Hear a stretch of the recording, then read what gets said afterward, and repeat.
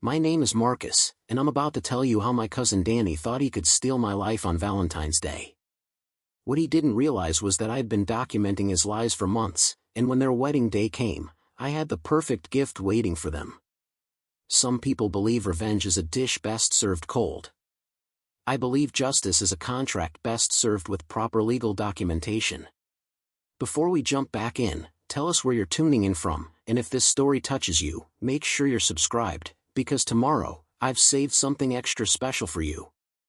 The text came through at exactly 11:43 p.m. on February 14th. I was sitting in my home office, reviewing property contracts for tomorrow's closings, when my phone buzzed against the mahogany desk. Sarah's name appeared on the screen, but the message that followed wasn't what I expected from my fiancée on Valentine's Day. Can't do this anymore, Marcus. Danny showed me what real love looks like. We're together now. Don't try to contact me. I read it 3 times before setting the phone down.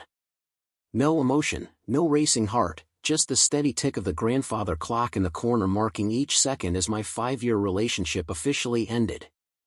I picked up my coffee mug, took a slow sip of the now lukewarm liquid, and did something that would define everything that followed. I screenshot the message. The house felt different immediately. Not empty, just altered, like someone had moved the furniture slightly while I was away. Sarah's perfume still lingered in the hallway from when she'd left that morning, claiming she needed space to think about our upcoming June wedding. Her engagement ring wasn't on the kitchen counter where she usually left it when doing dishes. Her overnight bag wasn't by the front door where she typically dropped it after her weekly girls' nights. I walked through each room methodically, not searching, just observing. The guest bedroom closet stood partially open, revealing empty hangers where her backup work clothes used to hang. Her favorite coffee mug was missing from the cabinet. The spare phone charger she kept on the nightstand had vanished. This wasn't a spontaneous decision. This was an evacuation. In the master bathroom, her toothbrush was gone, but she'd left the electric base behind. Her prescription bottles had disappeared, but the empty makeup organizer remained on the vanity. Everything valuable or necessary had been carefully removed while leaving behind anything that might suggest permanence. It was surgical precision disguised as emotional chaos. I returned to my office and opened a new spreadsheet on my computer. Column A, date and time. Column B, item or incident. Column C, evidence type. Column D, notes. The first entry was simple. February 14th, 11:43 p.m., text message terminating engagement, screenshot saved, no prior discussion or warning given. The second entry came as I reviewed the joint credit card statements we shared for wedding expenses. Sarah had used the card at Morrison's Jewelry 3 days earlier. The charge was for $847.32. I clicked through to the detailed receipt in my email. One men's watch, engraved. To Danny, love always, S. She'd bought my cousin a Valentine's gift using our wedding fund. I leaned back in my leather chair and stared at the receipt. Sarah had always been practical about money, questioning every purchase over $50, insisting we comparison shop for the wedding venue, choosing the cheaper florist option despite loving the expensive arrangements. Yet she'd spent nearly $1,000 on a watch for Danny without hesitation. The truth settled in like morning fog, gradual and then complete. This wasn't sudden passion. This was a carefully orchestrated transfer of affection, probably planned for weeks or months. I was being managed, not left. My phone rang at 12:17 a.m.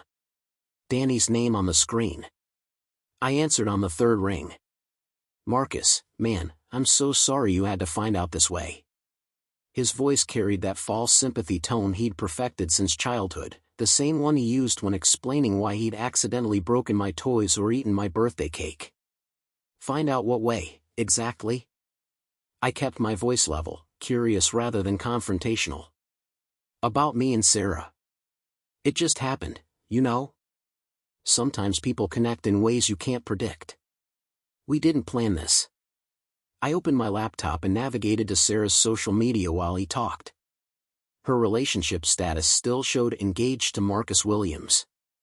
Her profile picture was still from our trip to Napa last fall. But when I clicked on her tagged photos, there it was.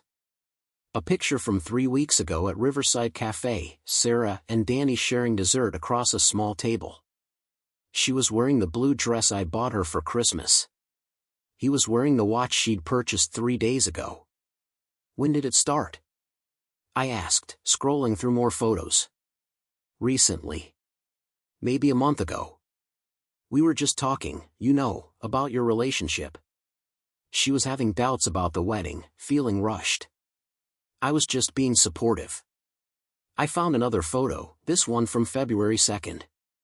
Sarah and Danny at the Downtown Art Museum, his arm around her waist, both of them laughing at something off camera. Sarah was wearing her engagement ring in the photo. Danny, I need to ask you something, and I want you to be honest with me. Of course, man. Whatever you need. Are you living in the apartment above the garage behind your parents' house? There was a pause. Danny had moved back in with his aunt and uncle after losing his job at the warehouse 6 months earlier. The apartment was a converted storage space with no separate address, no utility bills in his name, and technically no legal status as a residence. Yeah, temporarily. Why? Just curious about your living situation. I'll talk to you later. I hung up and opened a new browser tab. The county assessor's website loaded slowly, but when it did, I typed in Danny's parents' address. The property information displayed clearly. Single-family residence, no secondary units listed, no rental permits on file. The apartment Danny was living in didn't legally exist. Entry number 3 in my spreadsheet, February 15th, 12:17 a.m., phone conversation with Danny, audio recording saved, admitted to relationship starting about a month ago, confirmed residence status.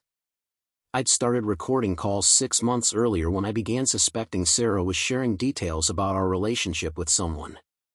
As a real estate developer, I'd learned that people often contradicted themselves when they thought no one was keeping track. The app on my phone captured everything automatically, storing files in a cloud folder labeled Personal Insurance. At 12:45 a.m., I received another text from Sarah. I know this is hard, but Danny and I are moving to Portland next week. We've already found a place. This is what's best for everyone. I stared at the message for a long moment. Portland was 800 miles away, far enough to make pursuing any kind of resolution difficult. It was also where Sarah's college roommate lived, the one who'd been encouraging her to follow her heart during our recent rough patch.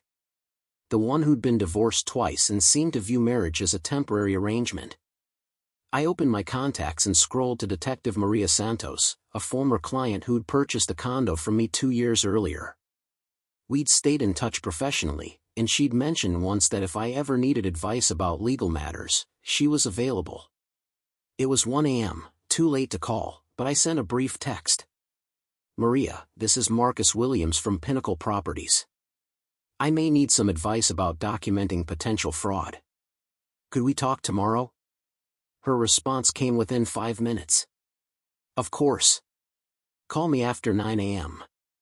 Are you okay? I typed back a simple yes, thank you, and closed my phone. The house was completely quiet now except for the occasional creak of settling wood and the distant hum of the refrigerator. I walked to the kitchen and poured myself a glass of water, then stood at the window overlooking the backyard. The outdoor lights illuminated the small garden Sarah had planted last spring. She'd been so excited about growing vegetables, spending hours researching soil composition and optimal planting schedules. The raised beds were now dormant for winter, covered with mulch and protective cloth. In the corner of the garden stood the small greenhouse I'd built for her birthday in September. She'd cried when she saw it, saying it was the most thoughtful gift anyone had ever given her. We'd spent that entire weekend assembling shelves and organizing seed packets, planning what we'd grow together the following year.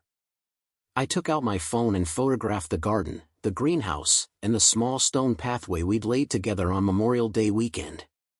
Evidence of investment, both financial and emotional. Evidence of shared plans and joint effort. Evidence that this relationship had been real, regardless of how it was ending. Back in my office, I opened the file cabinet and removed a thick folder labeled Real Estate Investment Trust Properties Under Development. Inside were contracts, permits, and financial documents for my current project, a mixed-use development in the downtown corridor. But tucked behind the legitimate paperwork was another set of documents I'd been building quietly for 3 months. I'd started the file after noticing discrepancies in Sarah's schedule, unexplained expenses on our joint accounts, and changes in her communication patterns. As someone who made his living identifying potential problems in property deals, I'd applied the same analytical approach to my personal life. The results had been illuminating. Sarah had been withdrawing small amounts of cash regularly, always just under the threshold that would trigger automatic notifications. Preparing and narrating this story took us a lot of time, so if you are enjoying it, subscribe to our channel, it means a lot to us. Now back to the story.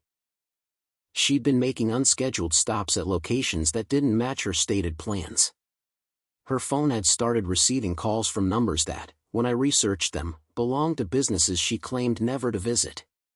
But the most interesting discovery had been the credit report I'd pulled on Danny 3 weeks earlier. My cousin had accumulated significant debt over the past year, including 2 defaulted credit cards, a collections account from his former apartment complex, and a judgment from a previous landlord. His credit score was below 500, making him essentially unemployable in any position requiring financial responsibility. This information had puzzled me initially. Sarah was financially conservative to the point of anxiety, constantly worried about our savings goals and retirement planning. The idea that she would risk her financial security for someone with such poor money management seemed completely out of character. Unless she didn't know about Danny's financial situation. Unless she'd been fed a different story about his circumstances and prospects. I opened my laptop and navigated to Danny's LinkedIn profile. According to his recent updates, he was exploring opportunities in sustainable energy development and had recently completed advanced training in project management. His profile picture showed him in a business suit, standing in front of what appeared to be a construction site. I recognized the location immediately. It was one of my development projects from last year, and the photo had been taken during the public groundbreaking ceremony. Danny had attended as my guest, wearing a suit I'd lent him for the occasion. He'd never mentioned working in sustainable energy or project management. He'd been unemployed since losing his warehouse position. I screenshot his profile and added it to my growing file. Entry number 4, February 15th, 1:23 a.m., Danny's LinkedIn profile claiming false employment credentials, screenshot saved, using photos from my construction projects without permission. My phone buzzed with a new message. This time it was from Danny directly. I know you're probably angry, but I hope you can understand that sometimes things happen beyond our control. Sarah and I didn't plan for this, but we can't deny what we're feeling. I hope we can still be family. I read the message twice, then typed a response. I understand completely. These things do happen beyond our control sometimes. I hope everything works out for both of you. His reply came immediately. Thanks, man. I really appreciate you being mature about this. I saved the text exchange and added it to my documentation. Danny's message contained several interesting elements. He was positioning this as a spontaneous development rather than acknowledging the timeline I'd already established. He was appealing to family loyalty while actively betraying it. And he was seeking my approval for his actions, suggesting he either felt guilty or wanted to prevent potential consequences. At 2:15 a.m., I received an email notification from our shared credit card account. Sarah had made a purchase at an all-night gas station for $73.42. The location was on Highway 84, heading east toward Portland. She was leaving tonight, not next week as she'd claimed in her text. I opened the credit card website and reviewed the past week's transactions. There had been several purchases I hadn't noticed before. A U-Haul rental 3 days ago. Storage unit rental fees. Multiple transactions at packing supply stores. Sarah had been planning this departure for at least a week, probably longer. But the most revealing transaction was from yesterday morning, February 13th. A payment to Cascade Property Management in Portland for $2,400. First month's rent and security deposit for an apartment. The timing meant Sarah had secured housing in Portland before ending our engagement, before her conversation with Danny that supposedly changed everything, before any of the spontaneous romantic developments they'd both described. I printed the credit card statement and highlighted the relevant transactions. Then I cross-referenced the Cascade Property Management payment with the company's website. The apartment Sarah had rented was a 2-bedroom unit in a complex that required proof of employment and a minimum credit score of 650 for approval. Danny's credit score would have automatically disqualified him as a co-applicant. This meant Sarah had lied on the rental application about her living situation, or she was planning to support Danny financially, or there was another aspect of this situation I hadn't yet discovered. None of these possibilities suggested the kind of spontaneous romance they were both claiming. I walked to the kitchen and made myself a sandwich, not because I was hungry, but because I needed to maintain normal routines. The bread was fresh, the turkey was high quality, the cheese was the expensive kind Sarah preferred. Everything in the refrigerator reflected our shared life and joint decisions about groceries, meals, and household management. As I ate, I thought about the conversation I'd need to have with my business partner tomorrow.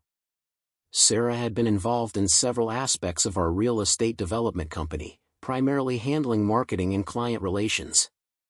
She had access to client contact lists, project timelines, and financial projections. Her sudden departure could create complications beyond the personal realm. More importantly, Sarah knew about the Riverside Commons project, our biggest development to date. We were 6 months away from breaking ground on a mixed-use complex that would determine the future direction of our company. Sarah had attended planning meetings, reviewed architectural drawings, and knew our construction timeline and budget projections. If she was planning to start a new life in Portland, that information could be valuable to competitors or potential investors in similar projects. I made a mental note to review her access to company documents and consider whether any confidentiality agreements needed to be enforced. My phone rang at 2:47 a.m. Unknown number with a Portland area code. Marcus? It's Sarah. I'm sorry to call so late, but I wanted to make sure you got my message. I got it. You're on your way to Portland. Yes. I know this seems sudden, but Danny and I realized we can't wait. We're driving through the night. I'll be back next week to get the rest of my things. I muted the call briefly and opened my voice recording app. Sarah, can I ask you something? Of course. When did you rent the apartment in Portland? There was a pause, longer than natural conversation would allow. How do you know about that? We share a credit card account. The payment went through yesterday. Another pause. I wanted to have options available. I've been thinking about this for a while. How long is a while? Marcus, I don't think we should get into details right now. This is already hard enough. I understand. Can you tell me when you'll be back for your things? Probably Tuesday or Wednesday. I'll call first. That's fine. Sarah, one more question. Did you tell Danny about the Riverside Commons project? The pause this time was even longer. Why would you ask that? Because you know confidential information about our company, and if you're starting a new life with someone, I need to know whether our business interests are protected. I would never share confidential information.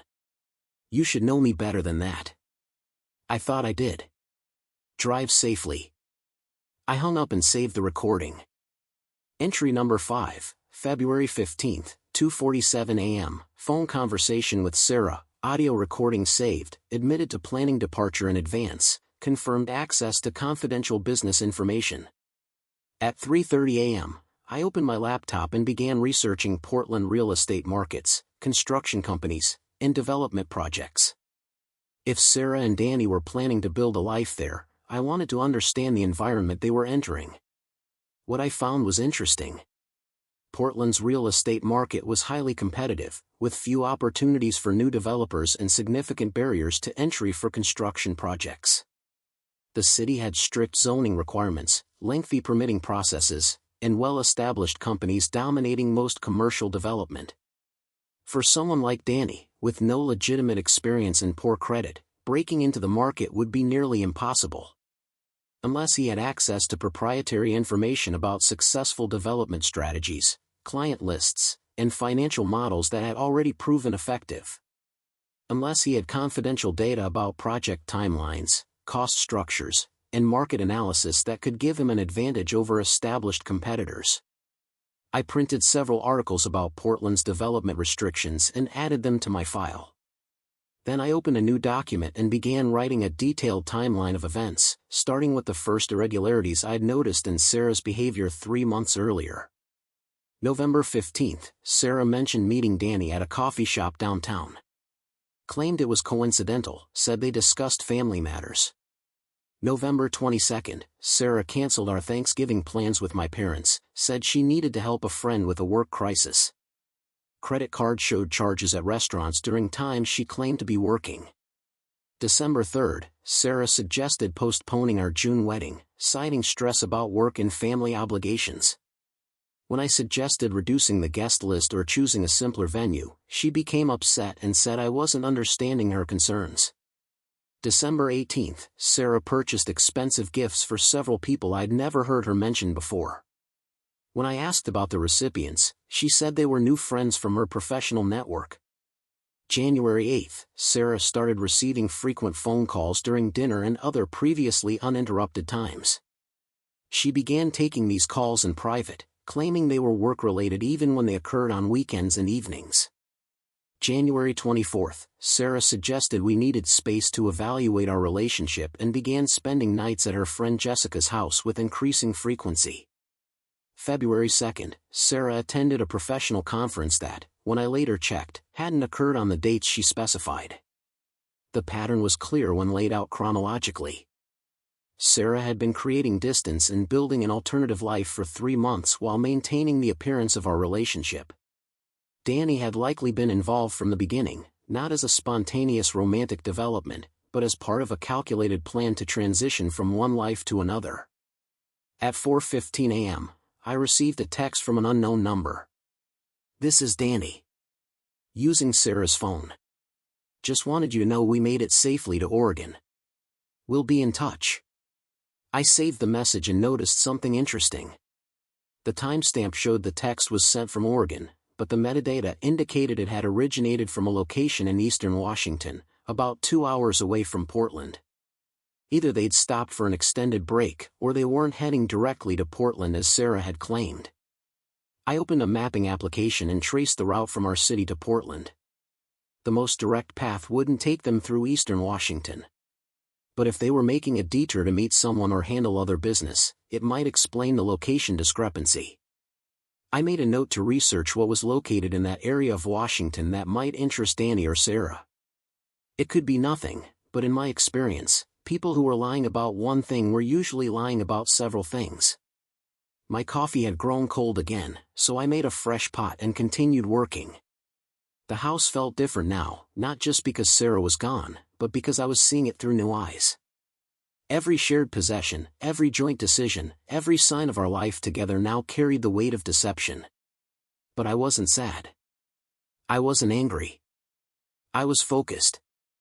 At 5:30 a.m., I called my attorney's office and left a message requesting an emergency consultation about potential breach of confidentiality agreements and the need to protect proprietary business information.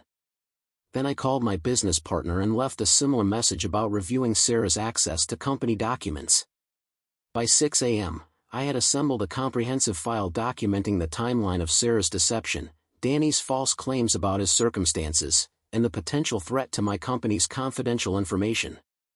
The file included screenshots, audio recordings, financial transaction records, and a detailed chronological narrative. I printed everything, organized it in a binder with labeled sections, and stored both physical and digital copies in secure locations. Then I made myself breakfast and sat down to plan my next steps. The first priority was protecting my business interests. Sarah's knowledge of the Riverside Commons project could be damaging if shared with competitors, and I needed to understand the full scope of her access to confidential information. The second priority was documenting any additional deceptions or fraudulent activities.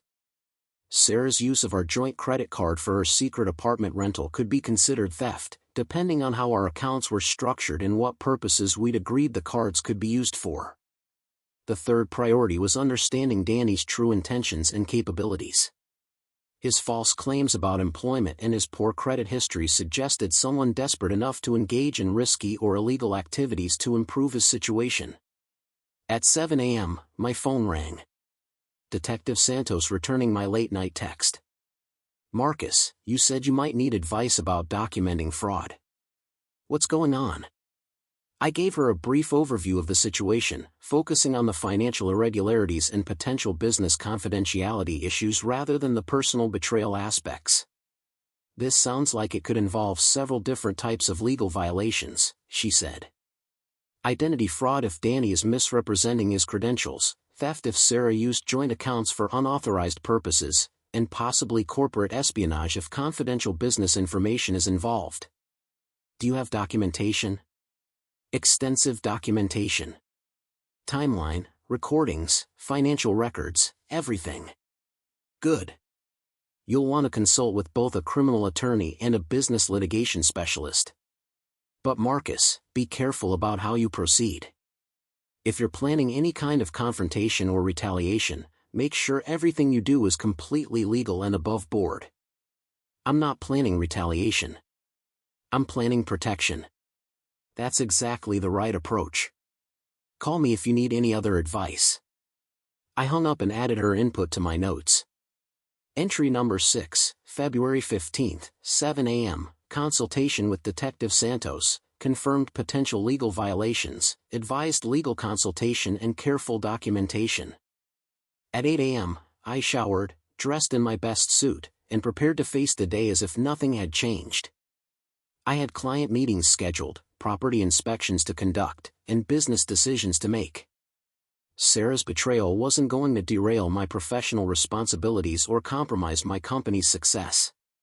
But as I stood in front of the bathroom mirror, adjusting my tie, I made myself a promise. Whatever Sarah and Danny were planning, whatever lies they'd told or would tell, whatever damage they thought they could cause to my life or my business, I would be ready for them. I wouldn't react emotionally. I wouldn't make threats or accusations. I wouldn't give them any ammunition to use against me in legal proceedings or public perception.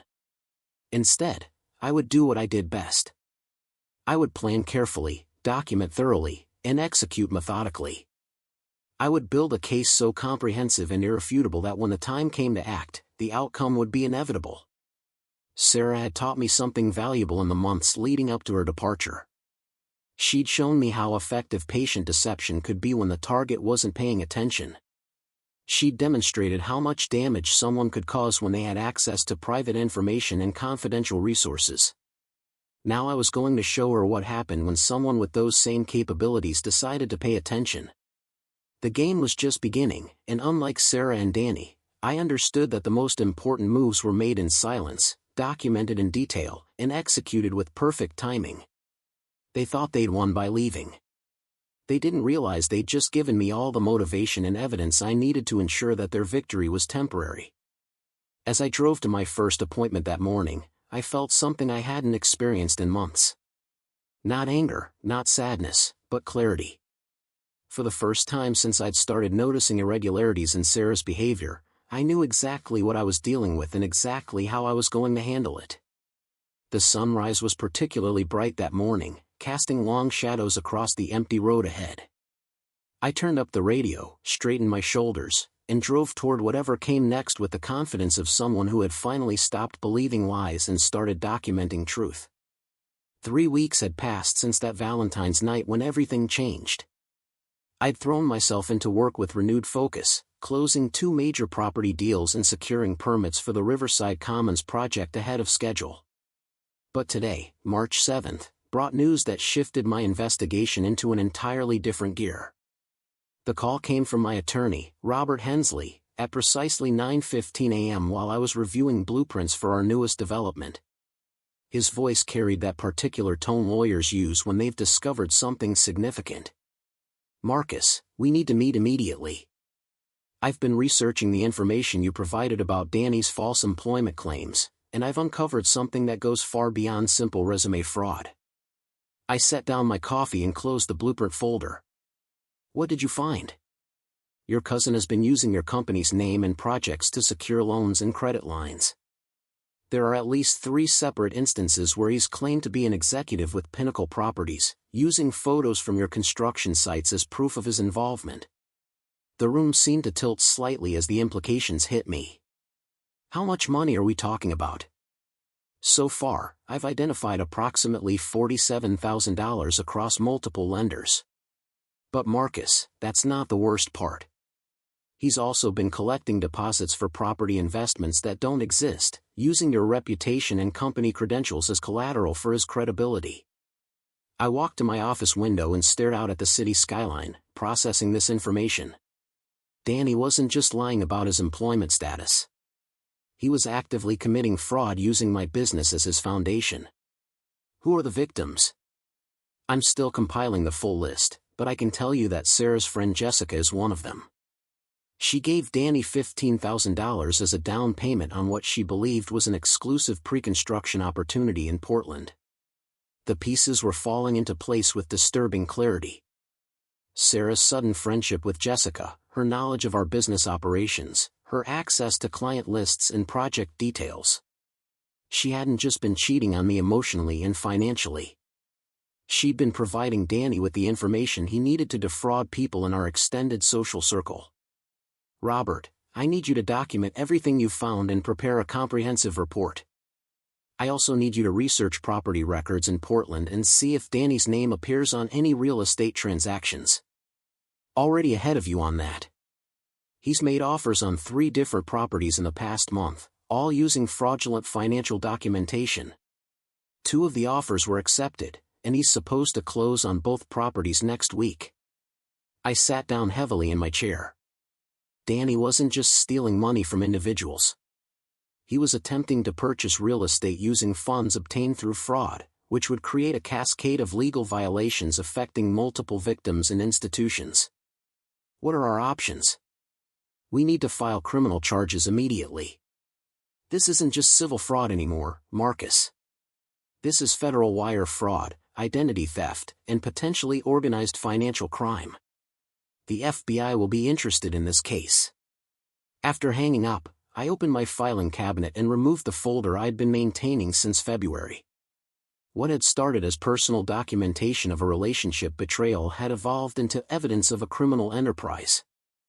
I added Robert's findings to my timeline and began cross-referencing dates and transactions. February 18th, Danny used Pinnacle Properties letterhead to secure a $20,000 personal loan from Metro Credit Union. February 22nd, Sarah's friend Jessica wire transferred $15,000 to Danny's account for a non-existent property investment. February 28th, Danny submitted an offer on a Portland duplex using falsified income statements claiming employment with Pinnacle Properties. March 2nd, Danny received approval for a construction loan based on fabricated project management experience and forged references from my company. March 5th, second property offer submitted, this time for a commercial building, using stolen client testimonials from Pinnacle Properties' website. The timeline revealed a sophisticated operation that had been running parallel to Sarah's relationship deception.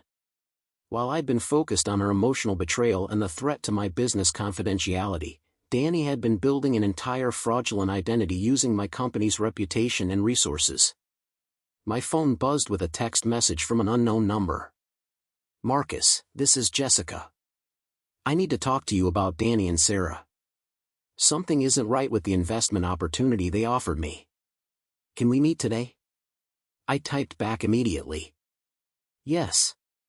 My office at 2 p.m. Bring any documentation you have about your investment.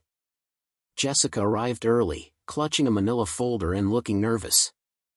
I'd met her several times at social gatherings with Sarah, but we'd never had an extended conversation. She was a graphic designer in her early 30s, recently divorced, and according to Sarah, struggling financially after her ex-husband had left her with significant credit card debt. Marcus, I'm so sorry to bother you with this, but I didn't know who else to ask. Sarah told me you and she had ended your engagement, and I wasn't sure if you'd even want to hear from me.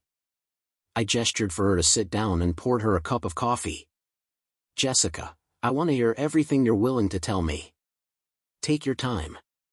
She opened the folder and spread several documents across my desk. 3 weeks ago, Sarah called me and said Danny had access to an exclusive investment opportunity in Portland. She said he was working with your company on a residential development project and that a few spots were available for private investors. I examined the documents she'd brought. There was a professionally printed brochure featuring photos of the Riverside Commons project, but with different property details and a Portland address. Danny had stolen our marketing materials and repurposed them for his fictional development. The investment required a $15,000 deposit to secure a pre-construction unit, Jessica continued. Sarah said it was a guaranteed return of 30% within 6 months, and that Danny was only offering it to close friends because he could get in trouble for sharing insider information. I studied the contract Jessica had signed. It was surprisingly sophisticated, with legal language that appeared legitimate and terms that sounded reasonable to someone without real estate experience. But the company name was slightly different from mine, Pinnacle Property Development instead of Pinnacle Properties, and the business license number was fabricated. Jessica, did you wire the money directly to Danny? No, that's what made it seem legitimate. I sent it to an account for Pinnacle Property Development, and I received official receipts and confirmation emails from what appeared to be your company's administrative office. She showed me the email chain, and I felt my anger building for the first time since this situation began. Danny had created a fake company email address that closely mimicked ours, complete with professional signatures and our company logo. He'd even registered a domain name that was one letter different from our official website. Have you tried to contact Danny since making the investment? That's why I'm here. His phone number has been disconnected, and when I tried to reach Sarah, she said Danny was dealing with some family emergency and couldn't be reached. But Marcus, I drove by the Portland address listed in the contract, and there's no construction happening there. It's just an empty lot with no permits posted, no signs of development activity.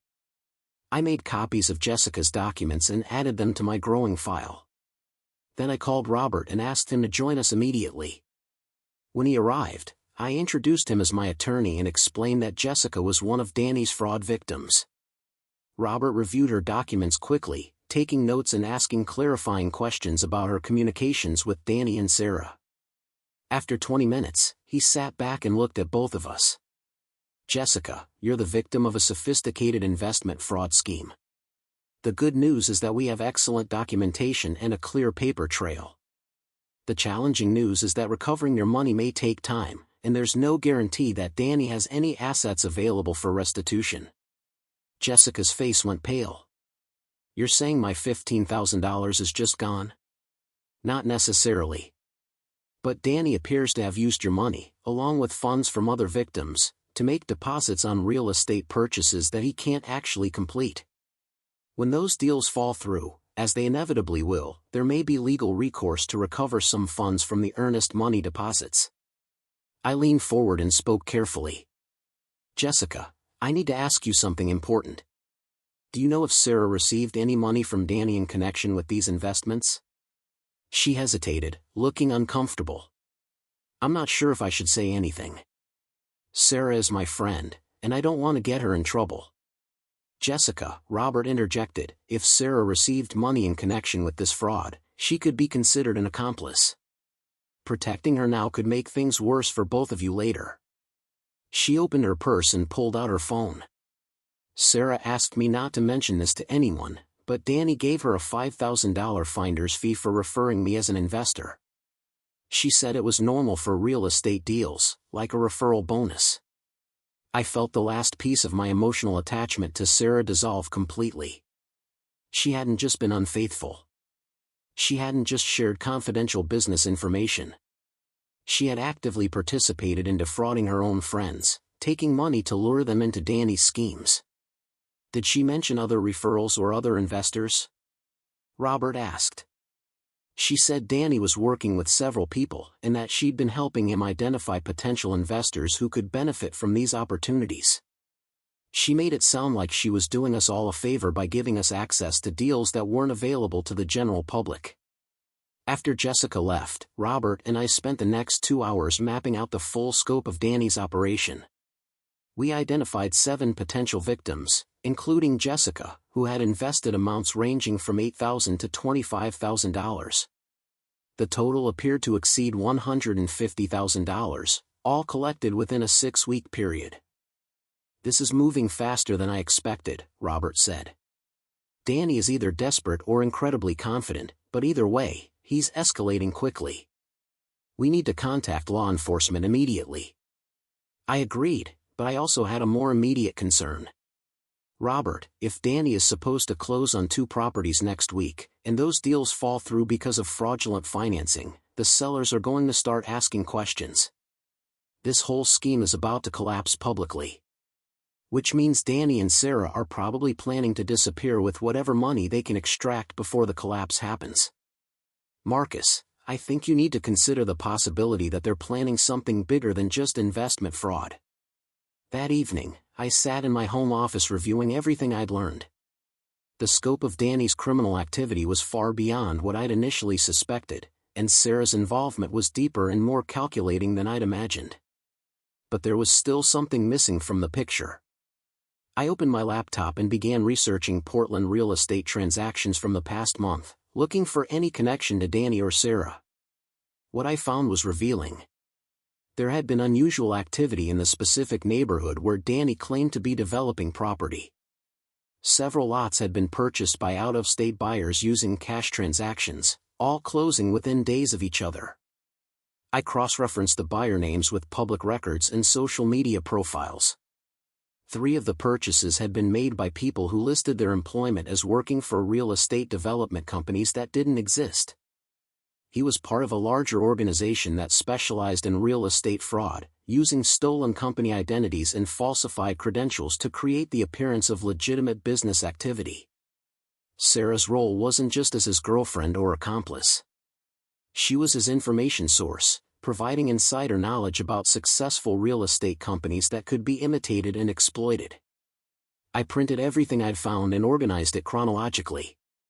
Then I called Detective Santos and arranged to meet with her the following morning. This case had evolved beyond personal betrayal into something that required federal investigation. But as I prepared for bed that night, I realized something that would change my approach to everything that followed. Danny and Sarah weren't just criminals. They were part of a criminal organization with resources, connections, and experience that exceeded my initial assumptions. If I was going to protect myself and help law enforcement build a case against them, I needed to be more careful about my own safety and more strategic about my next moves. The following morning brought a phone call that confirmed my suspicions. It was from Maria Santos, the detective I'd consulted about documentation procedures. "Marcus, I've been looking into the information you provided, and I need to meet with you immediately. This isn't just local fraud anymore. We're dealing with an organized crime network that operates across multiple states." We met at a coffee shop downtown, away from my office and any potential surveillance. Maria had brought a thick file and a serious expression that told me the situation was more complex than I'd realized. "Your cousin Danny is known to federal authorities," she began. "He's been investigated twice in the past 3 years for similar schemes in Arizona and Nevada. Both times, the cases fell apart because key witnesses disappeared or recanted their testimony." I stirred my coffee slowly, processing this information. "You're saying he's done this before?" "He's done this before, and he's gotten away with it before. But this time is different because of the documentation you've provided and the scope of the current operation. The FBI has been tracking this organization for 18 months, trying to gather enough evidence for federal charges." She opened her file and showed me photographs of several people I didn't recognize, along with Danny's booking photos from previous arrests. The group operates by identifying successful real estate developers in mid-sized cities, then infiltrating their personal and professional networks to gather intelligence about business operations and client relationships. How do they infiltrate the networks? Usually through romantic relationships. They target family members or close friends of the primary subject, develop emotional connections, and gradually gain access to confidential information and business resources. The implications hit me like cold water. Sarah's relationship with me hadn't been genuine from the beginning. She'd been recruited specifically to gather intelligence about my business, my clients, and my personal financial situation. How long do these operations typically last? Anywhere from 6 months to 2 years. They extract as much money as possible through various fraud schemes, then disappear before law enforcement can build cases against them. But Marcus, there's something else you need to know. Sarah isn't just Danny's girlfriend. She's his handler. Maria showed me a surveillance photo taken outside a restaurant I didn't recognize. Sarah was sitting across from a man in his 50s, both of them reviewing documents that appeared to be financial records or business plans. The man in the photo is Vincent Carlisle, the head of this organization. He's been operating real estate fraud schemes for over a decade, and he's never been successfully prosecuted because he's careful to maintain distance from the actual criminal activities. I studied the photo carefully. Sarah's body language was professional, not romantic. She was taking notes, not making conversation. This was clearly a business meeting, not a social encounter. When was this taken? Last Tuesday. The day before Danny was supposed to close on his first Portland property purchase. We believe Sarah was receiving instructions on how to manage the collapse of the current operation and transition to their next target location. I leaned back in my chair, finally understanding the full scope of what I'd been dealing with. Sarah's betrayal wasn't personal. It was professional. I hadn't lost a fiancée to my cousin. I'd been the target of an organized criminal enterprise that specialized in exactly this type of long-term deception. What happens next? We need your continued cooperation in documenting their activities and gathering evidence. But Marcus, you need to understand that you're potentially in danger. If they suspect you're working with law enforcement, they may take steps to protect their operation. That afternoon, I installed a comprehensive security system in my home and office, including cameras, motion sensors, and direct communication with local police. I also hired a private security consultant to review my daily routines and identify potential vulnerabilities. But the most important step I took was calling my business partner and explaining the situation in detail.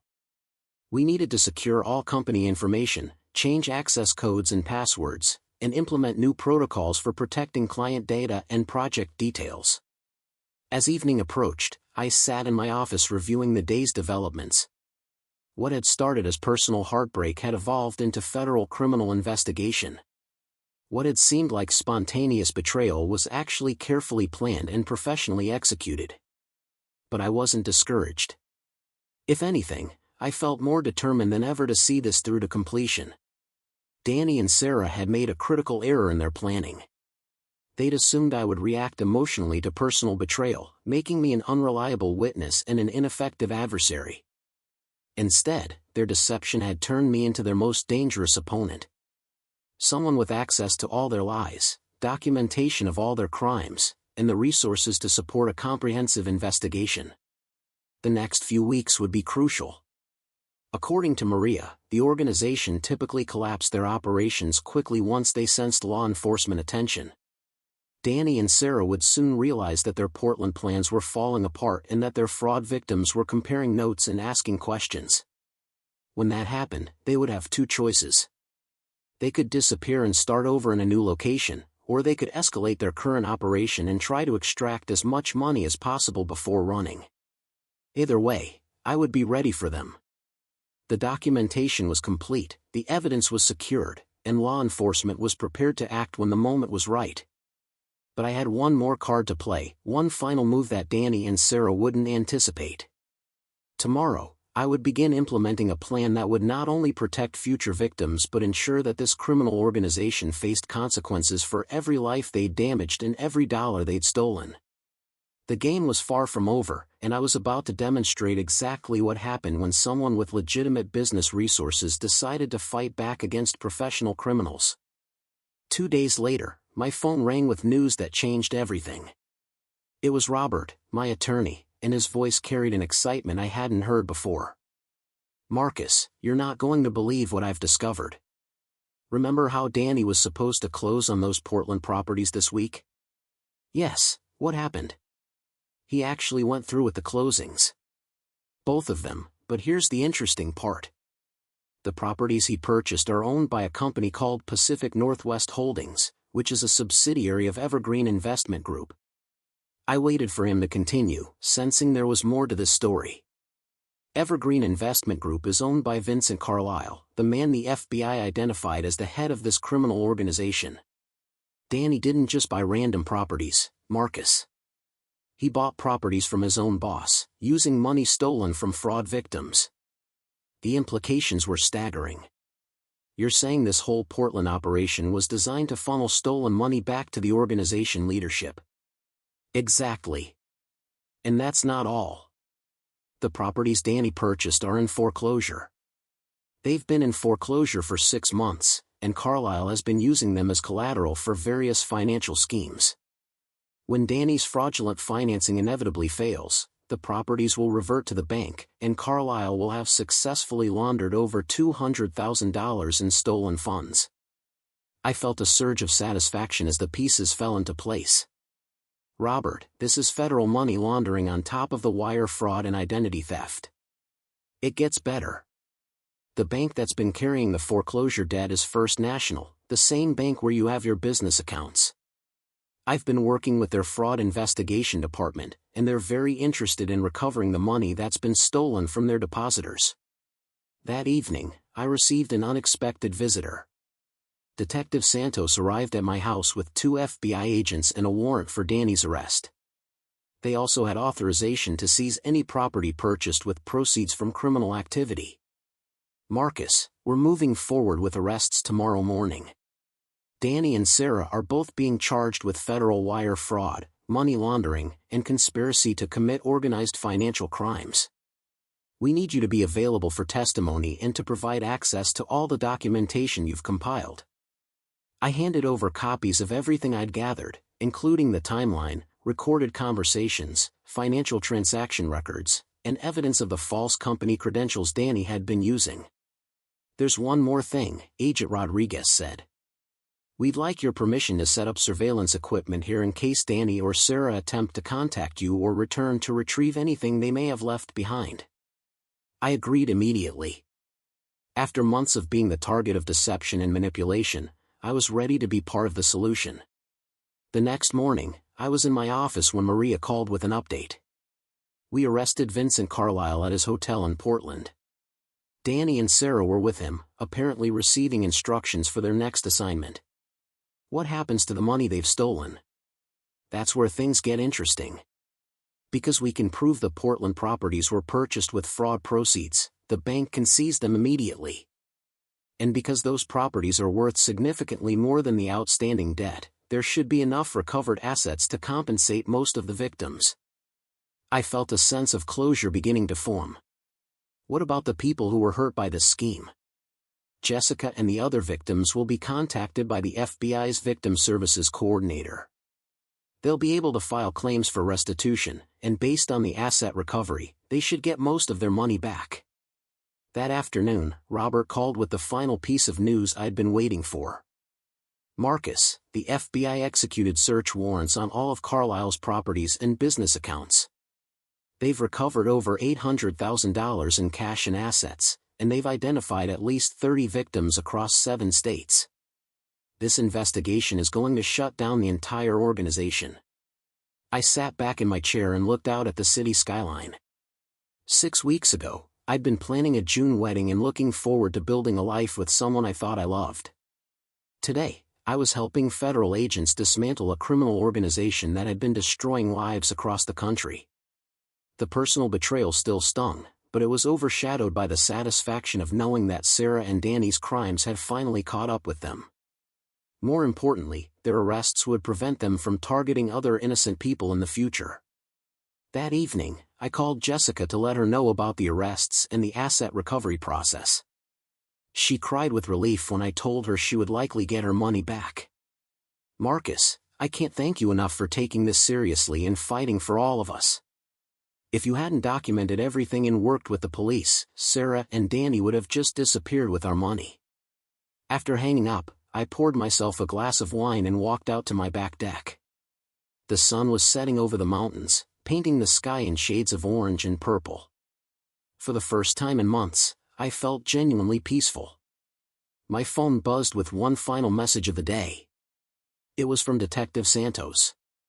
"Marcus, thought you'd want to know. Danny's first court appearance is scheduled for next Friday. The judge denied bail because he's considered a flight risk. Sarah's hearing is the following Monday. Both of them are looking at significant federal prison time." I saved the message and put my phone away. Tomorrow, I would start thinking about the future.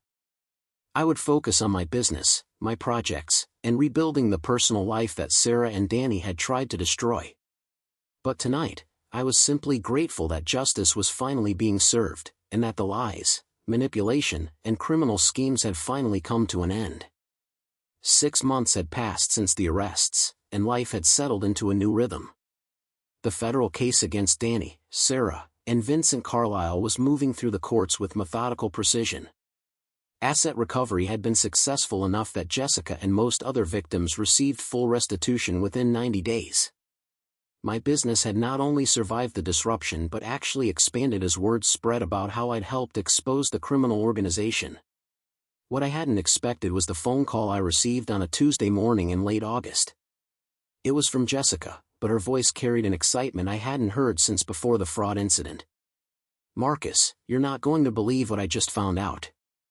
Remember how Sarah always talked about Danny's family having money? Well, I've been doing some research, and I think there's something you should know about the property where his parents live." I set down my morning coffee and walked to my office window. "What kind of something?" "I work with a title company now, helping them with graphic design for their marketing materials. Yesterday, I was processing some foreclosure notices for publication, and I recognized the address. Danny's parents' house is in foreclosure, and it has been for 8 months. The information hung in the air while I processed its implications. "Jessica, are you certain about this?" "Positive.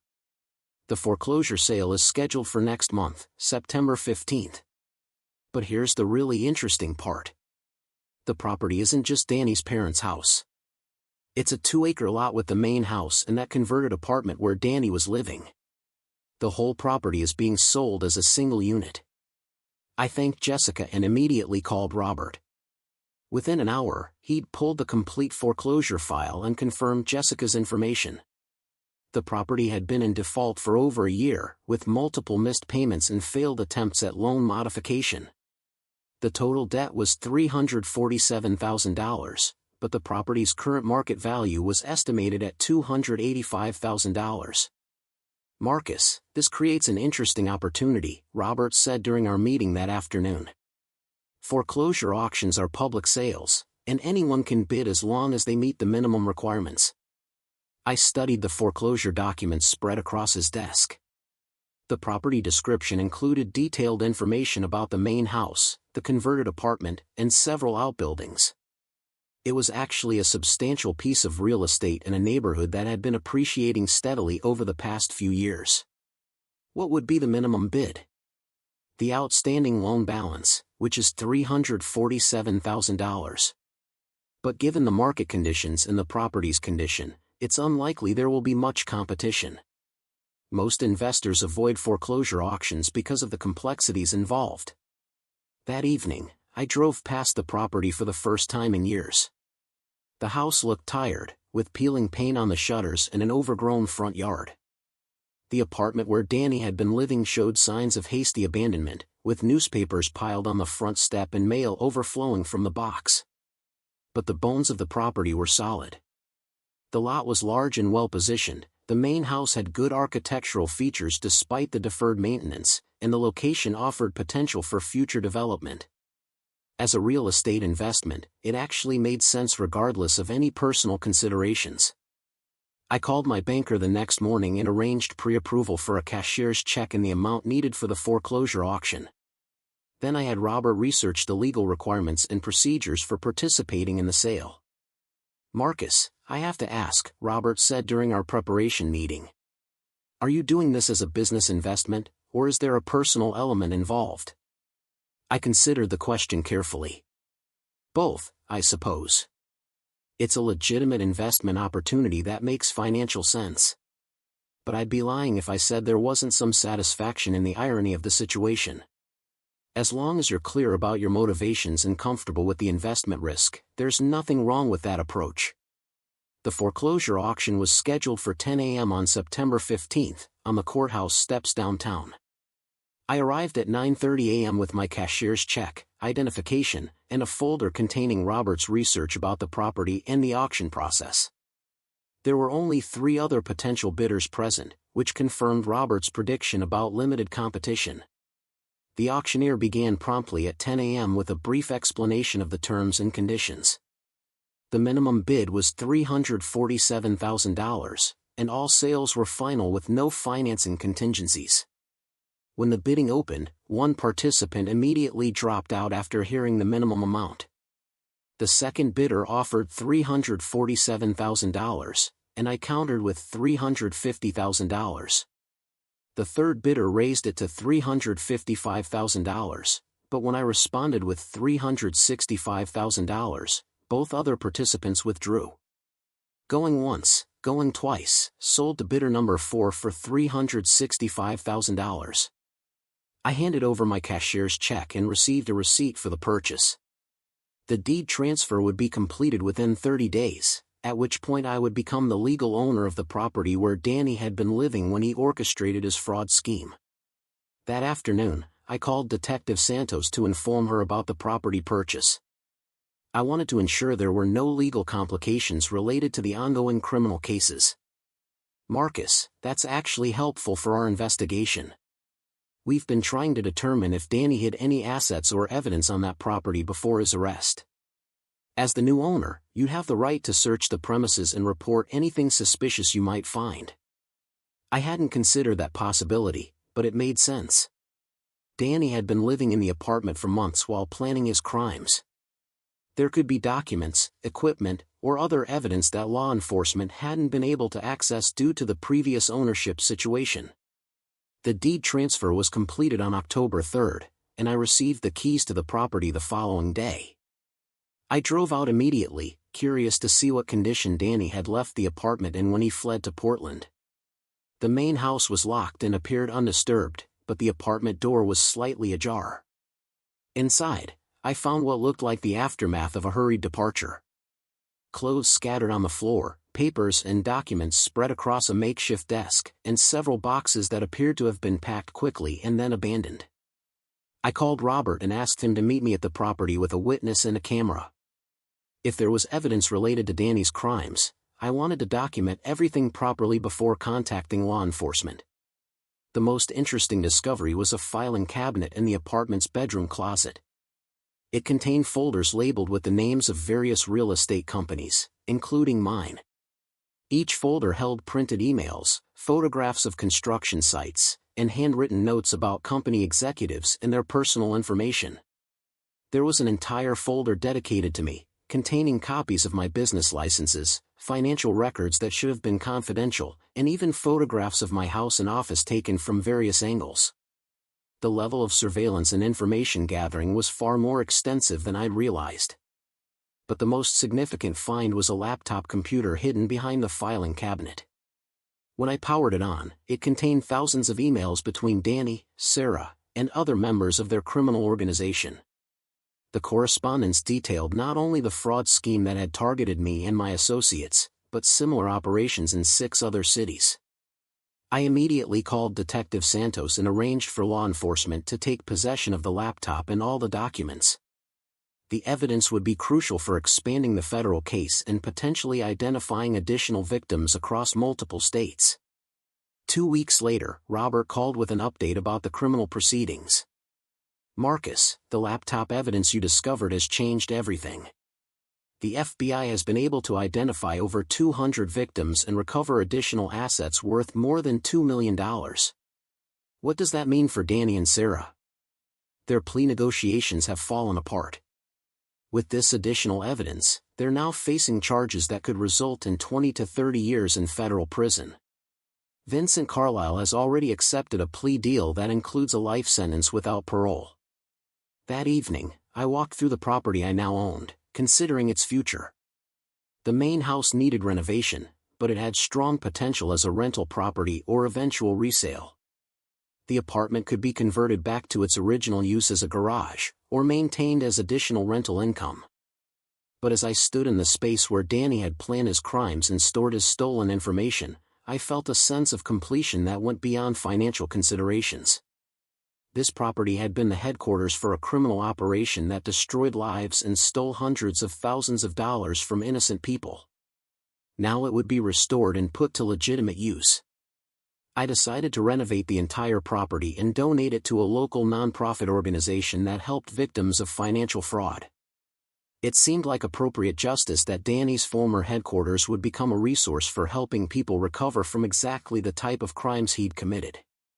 The renovation took 4 months, during which I worked closely with contractors to transform both the main house and the apartment into suitable offices and meeting spaces for the nonprofit.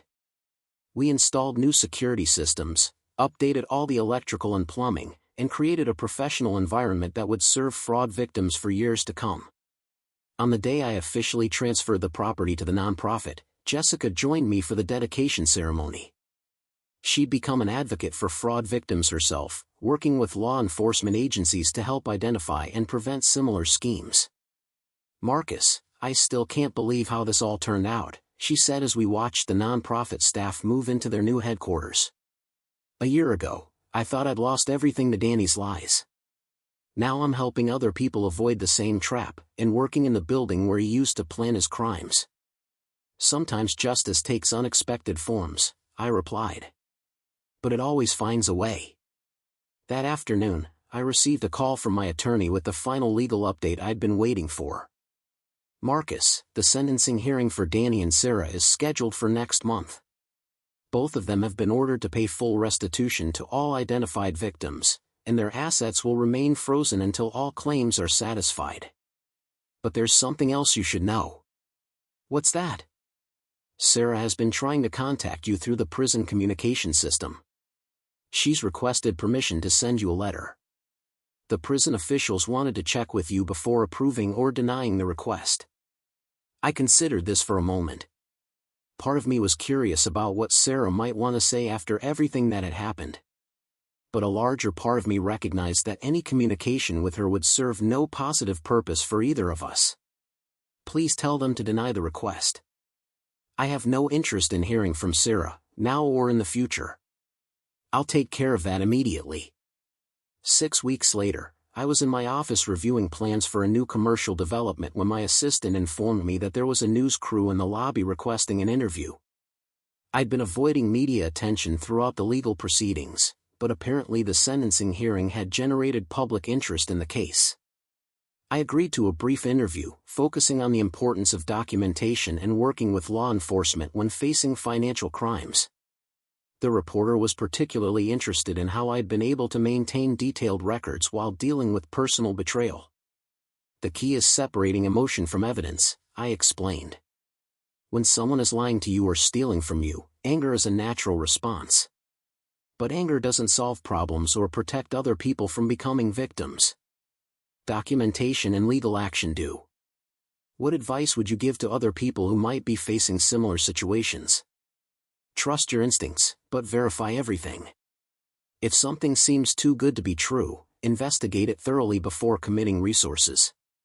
And if you discover criminal activity, work with law enforcement rather than trying to handle it yourself." After the interview, I returned to my office and found a package waiting on my desk. It was from the FBI's Victim Services Coordinator, containing final documentation about the case resolution and asset recovery process. According to the report, the investigation I'd helped initiate had ultimately identified 247 victims across 12 states, with total losses exceeding $4 million. Asset recovery efforts had been successful enough to provide full restitution to 89% of victims, with partial recovery for the remaining cases. Danny had been sentenced to 25 years in federal prison without possibility of parole. Sarah received 18 years, with eligibility for parole after 12 years. Vincent Carlisle, as the organization's leader, was serving life without parole. The report also noted that the investigation had led to additional arrests of other organization members, effectively dismantling the entire criminal network and preventing future operations. I filed the report in my personal records and walked to the window overlooking the city. The downtown area was bustling with afternoon activity, people going about their legitimate business, building careers and relationships based on honesty and mutual respect. Somewhere across the country, in federal prisons, Danny and Sarah were beginning sentences that would define the rest of their lives. They'd traded short-term criminal profits for decades of incarceration, destroying not only their own futures but the lives of hundreds of innocent people. I thought about the path that had led to this moment, starting with a text message on Valentine's Day that ended my engagement and revealed a depth of deception I never could have imagined. What had begun as personal heartbreak had evolved into a federal criminal investigation that protected countless future victims.